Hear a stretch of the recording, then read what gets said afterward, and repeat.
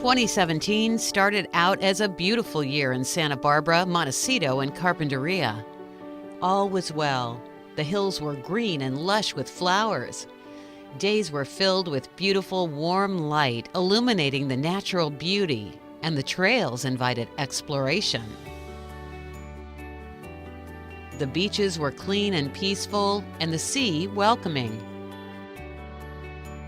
The Carpinteria Salt Marsh invited you to walk around and experience the tranquility of this pristine wildlife refuge. People enjoyed going to the movies, the theater, and relaxing with their families.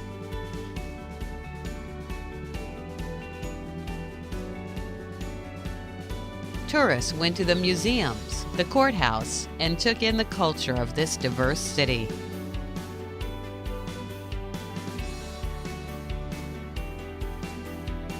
We all reveled at Fiesta, and there is nothing like our solstice celebration and parade. The festivities were abundant all year long, and the air was clean and clear.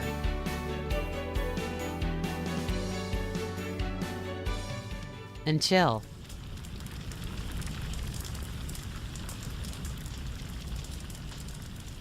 on the evening of December 4th, things changed dramatically. The Thomas Fire broke out near Santa Paula, California. The wind-driven fire quickly reached Ventura, where it destroyed over 500 residences that night.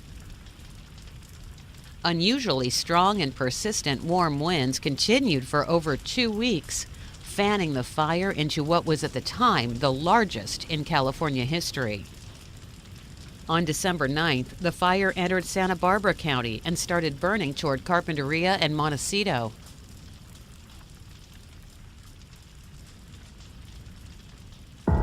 Although there were no evacuation orders yet in Santa Barbara, thick smoke clouded the air, obscured the sun, and made it hard to breathe.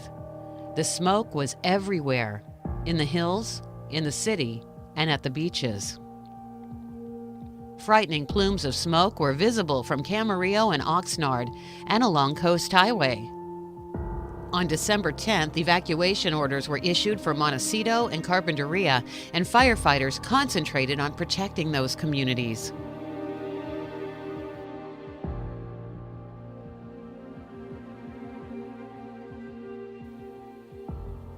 By December 12th, Santa Barbara's State Street had become almost like a ghost town due to the smoke.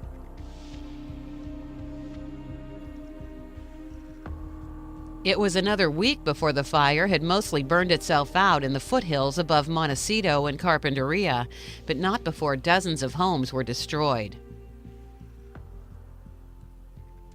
Flames left the hills covered in a layer of thick ash, which blew in the wind.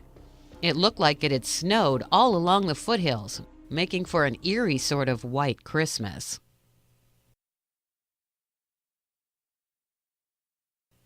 By December 26, the fire was still burning in the backcountry, but firefighters reported it had been mostly contained.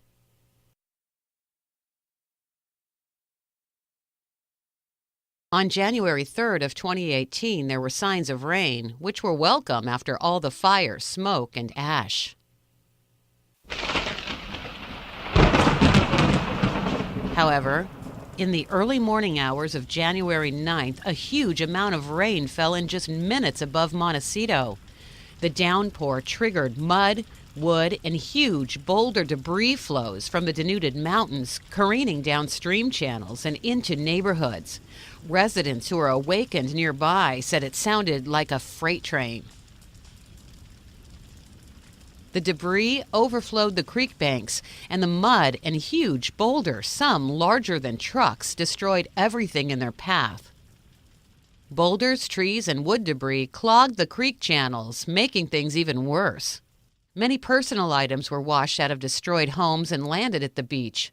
Summerlin Beach was lined with beachcombers sorting through the debris, finding lost treasures like children's toys, jewelry, and other household furnishings.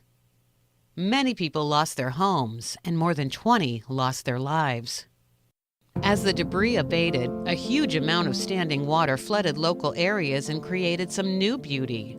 Carpinteria Campground turned into a lake, reflecting the sunsets and trees. Lawns along Linden Avenue turned into clear reflecting pools. Much of the existing scenery was especially beautiful because the air was once again clean and clear. And of course, with rain comes rainbows. With all roads to Santa Barbara blocked from the south, Carpinteria was isolated. When Amtrak resumed service between Oxnard and Santa Barbara on January 11th, hundreds lined up to catch the train and jammed into the train cars, making for standing room only. The cleanup effort started as soon as possible after the debris flow. Creek channels were cleared of trees and boulders and widened and deepened. Debris basins were cleared and enlarged. The Carpinteria salt marsh was dredged and the mud was dumped into the ocean, which led to more black waves and surf.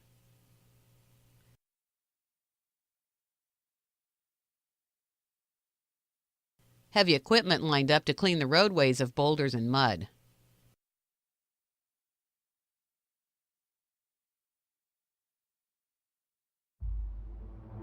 As the recovery effort progressed, many of the local trailheads were closed because the trails had been completely wiped out. Trails that once ended at a road now end at a canyon where the road used to be. Some creek beds appear to be about 40 feet below where a road once was.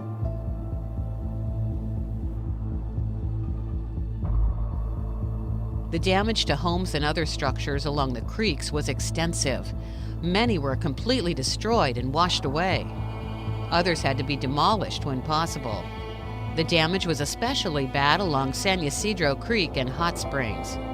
The entire area along Randall Road was essentially erased, as well as many areas along Olive Mill Road.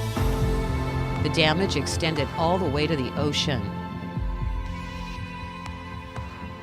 It will probably be many years before most of the damage is repaired. Some people are having problems with insurance claims, and it may not be possible to rebuild in certain areas because of changes in regulations.